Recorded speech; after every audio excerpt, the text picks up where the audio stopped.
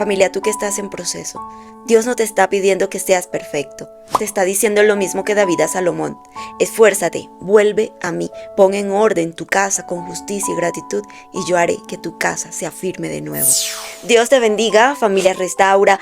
Hoy, lunes 3 de agosto, continuamos nuestra lectura habitual, llevando todos estos pasajes bíblicos a una reflexión interna y no solo de manera personal, sino matrimonial. Continuamos en el primer libro de Reyes, capítulo 2, versículos del 1 al 12. La despedida de David y el inicio del reinado de Salomón. Este pasaje es el testamento final de David, titulado Mandato de David a Salomón. Es el puente entre dos reinados, el de guerrero que estableció el reino y el del hijo sabio que lo consolidará. El contexto es el siguiente. David tiene unos 70 años y está a punto de morir. Ya ha nombrado a Salomón como su sucesor en el capítulo 1, que ya hemos visto, para evitar el golpe de estado de Adonías. Ahora, en privado, le da sus últimas instrucciones, y son dos tipos de instrucciones, espirituales, pero también políticas. La primera instrucción espiritual la vemos del versículo del 1 al 4. Yo sigo el camino de todos los de la tierra, esfuérzate y sé hombre. David no romantiza la muerte, es realista, y su primera preocupación no es el trono, sino el corazón de su hijo. Se enfoca literalmente en dos puntos. Primero, sé hombre, versículo 2. No es sé fuerte en sentido militar. En hebreo es Hazak be Hajita, Leish. Ten valor y actúa con madurez, con responsabilidad. Deja de ser el joven príncipe. Número 2. Guarda los mandatos de Dios. Versículos 3 al 4. David le resume toda la ley de Moisés. Le dice, tu éxito como rey no dependerá de tu ejército ni de tu dinero, sino de tu obediencia a Dios. Le recuerda la promesa del pacto de segundo libro de Samuel 7. Si tus hijos guardan mi camino, no faltará varón en el trono de Israel. Qué hermoso. David aprendió a la fuerza que cuando obedeció, prosperó, y cuando desobedeció, con Betsabé, con lo del censo, trajo desastre a su familia y a su pueblo. David le quiere ahorrar ese dolor a Salomón. ¿A qué pasa lo mismo con ustedes, padres y sus hijos, cierto? Segunda instrucción, la instrucción política y de justicia. Versículos del 5 al 9. David aquí parece más duro. Sin embargo, menciona a 3 personas que Salomón debe tratar con justicia. Esto no es venganza personal, ojo. Esto es limpiar asuntos de estado que David no resolvió por ser demasiado blando o por compromisos políticos. Y el primer punto, Joab, hijo de Sarvia, lo vemos en el versículo 5, sí, general del ejército de David, su sobrino. Había matado a 2 generales inocentes en tiempos de paz, Abner y Amasa, por venganza y celos. David nunca lo castigó porque dependía de él militarmente. Además, Joab acababa de apoyar el golpe de Adonías. Salomón debe hacer justicia para mostrar que en su reinado nadie estará por encima de la ley. David dice, no dejes que descienda en paz al Seol. Segundo, los hijos de Barzillai. Y lo vemos en el versículo 7, el contraste total. Barzillai ayudó a David cuando huía de su hijo Absalón, llevándole comida y provisiones al desierto. David nunca olvidó esa lealtad. Y le pide a su hijo Salomón que recompense esa bondad cuidando a su familia y sentándolos a la mesa. Es un acto de gratitud y fidelidad de un pacto. Tercero, Simei, hijo de Gera, versículos del 8 al 9. Cuando David huía de Absalón, Simei lo maldijo, le tiró piedras y lo acusó de sanguinario. Cuando David regresó al poder, le juró que no lo mataría. David cumplió ese juramento, pero Simei era de la tribu de Benjamín, la tribu de Saúl, y representaba un foco de oposición constante al linaje de David. Ahí es donde David le dice a Salomón, yo no puedo romper mi juramento, pero tú eres sabio, tú sabrás qué hacer con él. No lo dejes impune. pero hazlo con sabiduría y con justicia. Más adelante podemos ver que Salomón lo pondrá bajo arresto domiciliario en Jerusalén. Tercera instrucción, la muerte y el legado. Versículos del 10 al 12. Dice la palabra que durmió David con sus padres y fue sepultado en la ciudad de David. David muere 40 años después de haber reinado, 7 años en Hebrón y 33 en Jerusalén. Es sepultado en lo que hoy es la ciudad de David. El versículo final, que me corresponde hoy, el versículo 12, cierra con una frase clave. Y se sentó Salomón en el trono de David su padre, y su reino fue firme en gran manera. Se cumple la transición ordenada que Dios quería. No hay caos. Pero, familia, ¿qué nos enseña esto hoy?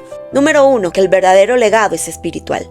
David pudo haberle dejado a Salomón estrategias de guerra y claves del tesoro, pero le deja la Torá. Le dice, lo más importante es tu relación con Dios.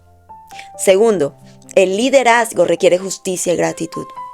Un buen líder no deja la justicia inconclusa como hizo David con Joab, pero tampoco olvida la bondad recibida como con Barzillai. Tercero, cada generación tiene su tarea. David fue el guerrero que conquistó. Salomón será el sabio que edifica el templo.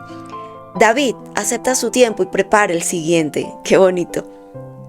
Y vemos que este es el final de una era épica. El pastor de ovejas, el que venció a Goliat, el dulce cantor de Israel, muere en paz, sabiendo que el pacto de Dios sigue adelante en su Hijo. ¡Wow! De verdad que todas estas historias, cuando nos adentramos en ella, nos conmueve de tal manera y que hoy me duele esa muerte de David, pues que fue para abrir un nuevo reino. Pero bueno, vámonos a esta temporada y vamos a llevar toda esta porción de la palabra a nuestro proceso, al proceso de restauración. Y esto efectivamente es muy poderoso, familia, porque aunque David le habla a un hijo sobre un reino, en el fondo le está hablando de cómo se restaura y se afirma una casa.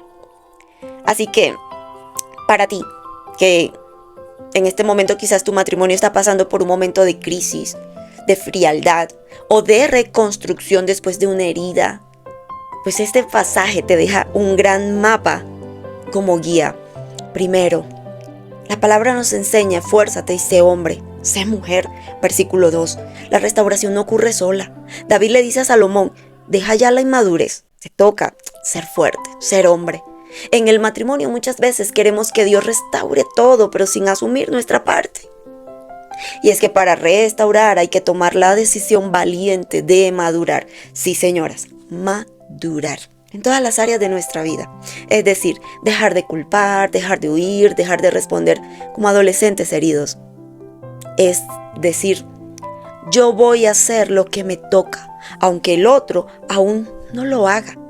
Esto es esforzarse. Mira que el amor de 1 Corintios 13 es un verbo de esfuerzo, no es solo un sentimiento. Yo quiero que te preguntes allí, ¿en qué área Dios está pidiendo que yo crezca primero para que mi casa sea firme?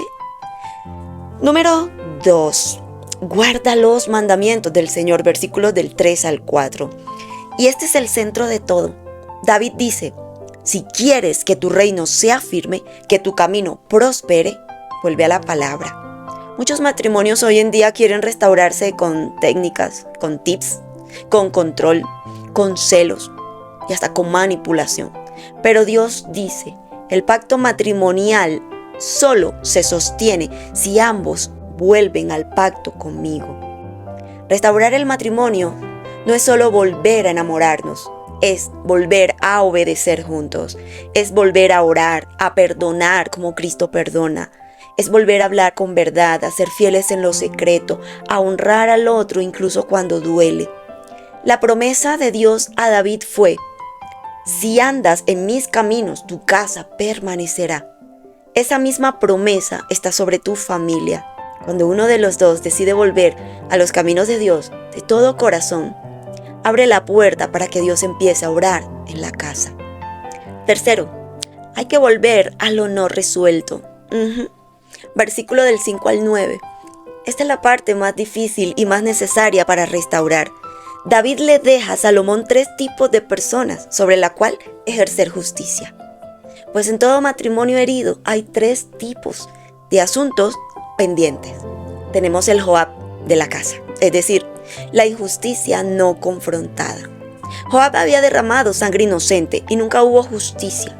En el matrimonio, esas son las viejas heridas que barremos bajo la alfombra. Una traición, un grito, una falta de respeto, un abandono en un momento clave que nunca se habló con verdad ni se sanó. Mientras no se haga justicia con amor, es decir, hablarlo, confesarlo, pedir perdón de verdad y poner límites sanos, el reino nunca estará firme. Porque es que restaurar no es olvidar, sino hacer justicia y sanar. Tenemos también el otro asunto pendiente, el Barzilai de la casa, es decir, la gratitud olvidada. En medio del dolor, olvidamos a los Barzilai. Yo te pregunto, ¿recuerdas cuando tu esposo o tu esposa te sostuvo en tu peor momento? Cuando te ayudó, cuando creyó en ti. David le dice, no olvides ser agradecido. Muchos matrimonios mueren porque solo se recuerdan los errores y nunca se honran los actos de lealtad. Restaurar es volver a sentar en la mesa de tu corazón la gratitud. Decir, gracias por lo que sí hiciste por mí. La gratitud ablanda el corazón más duro. Y otro asunto es el Simei de la casa. Las palabras que maldijeron. Simei maldijo a David cuando estaba caído. En las crisis nos decimos cosas que maldicen.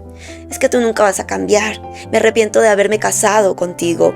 Eres un fracaso. Esas palabras quedan como piedras. David juró no vengarse, pero tampoco dejó que esa maldición siguiera operando libremente en el nuevo reino. En el matrimonio hay que romper con sabiduría esas maldiciones.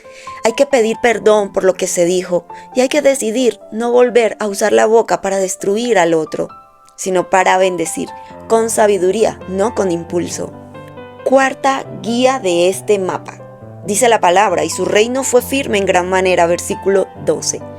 Me encanta cómo termina. No dice, y fueron felices para siempre sin problemas. Dice que el reino se hizo firme. La restauración no es volver a ser novios perfectos, es volverse firmes. Un matrimonio firme es uno que ya fue probado, uno que decidió obedecer a Dios, que limpió lo pendiente, que honró lo bueno y que puso límites a lo destructivo. David tuvo que morir para que el nuevo reino naciera. Hay cosas en nosotros que también tienen que morir para que el matrimonio pueda ser restaurado. El orgullo, la necedad o la necesidad de tener la razón, el victimismo, el rencor. Yo quiero dejarte con esto. Si hoy estás en ese proceso, Dios no te está pidiendo que seas perfecto. Te está diciendo lo mismo que David le dijo a Salomón. Esfuérzate, vuelve a mí, pon en orden tu casa con justicia y gratitud, porque yo haré que tu casa sea firme de nuevo. La gloria para Dios. El Señor les bendiga. Damos gracias a Jenny Jaramillo por su apoyo al canal. Que Dios te bendiga de gran manera, cariño.